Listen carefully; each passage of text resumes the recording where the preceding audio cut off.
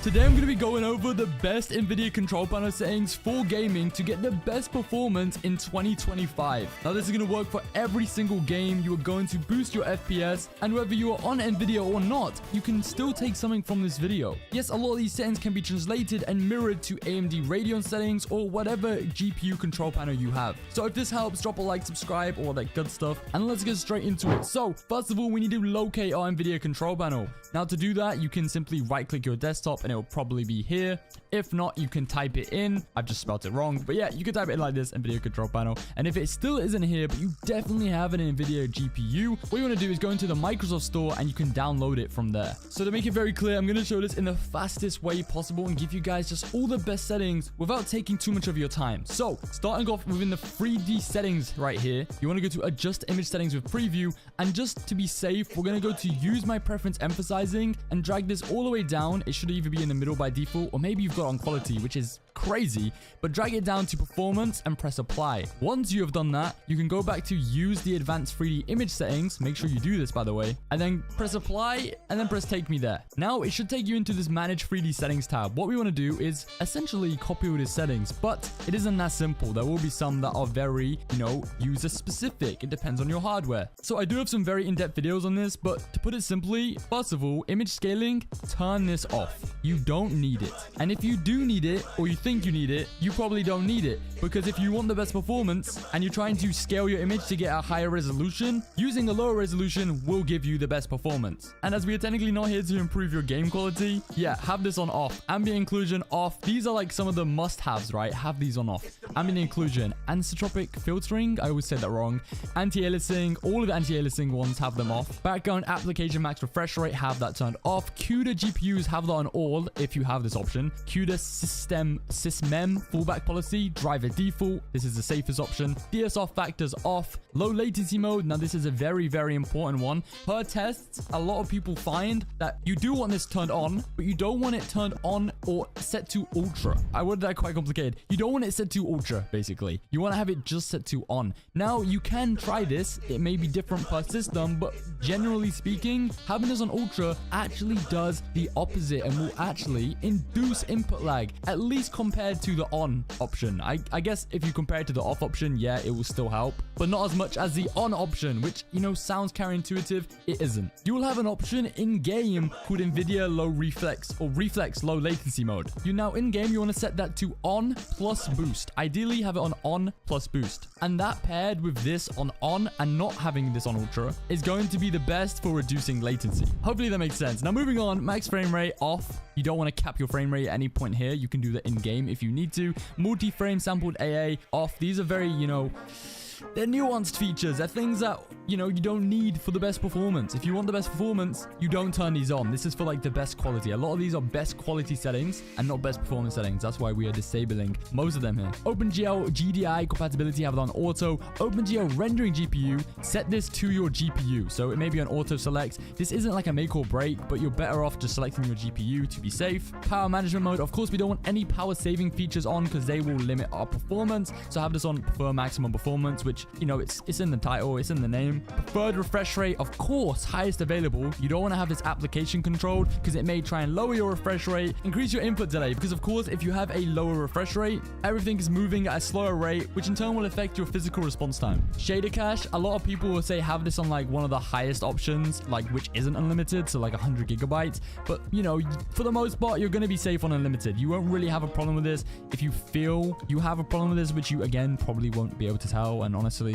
just set it to unlimited. But if you're worried, do it on 100. But for the best performance, have this on unlimited. I don't know. People complain. Like some people will say, oh, have it on like unlimited is dangerous. Or like for the most part, if you're keeping your system relatively, clean, like you're clearing out your system, you're maintaining it per se, and you're also updating your drivers and keeping on top of stuff, unlimited is completely fine. And I say that particularly because I think every time you update your driver, your shader cache actually resets, which means you have to build this up. And actually, that's why why when you update your driver, initially what will happen is you will actually have some FPS drops. Your performance won't be good for a while your shader cache kind of builds up, and then it will get, you know, very, very good. Texture filtering, have this on. This is a little bit different. So this anisotropic tilt, I can never say that, but filtering option, you want this one on. Negative LOD BIOS, have that on allow. Texture filtering quality, high performance. I think out of these three, this is like the only one you really will need to change. I think the rest are default. Trilinear optimization, I'm really butchering these words. On threaded optimization, this is again quite a debated one.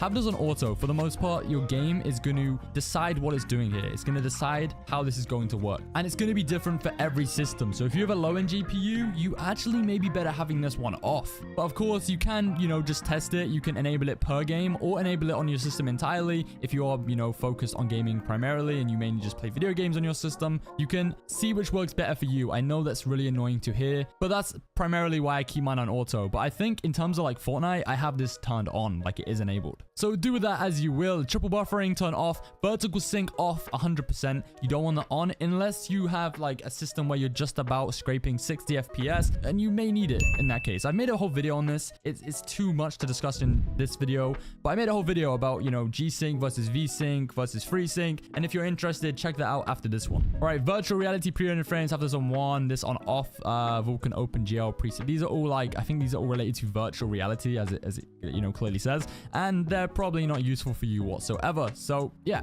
have them on the default options. I believe these are the default options. Now, some more interesting stuff. What we can do, and also by the way, to clarify before people comment, I did not save them because I've already done them, so it would just be futile. Now, this is something that some of you will be able to access. It's actually, you know, you may not be able to see it currently, but if you go down to, I believe it is desktop and enable developer settings, I believe this will show up, or maybe it shows up by default and this one will show up. Actually, that makes more sense. Yes, I'm completely wrong.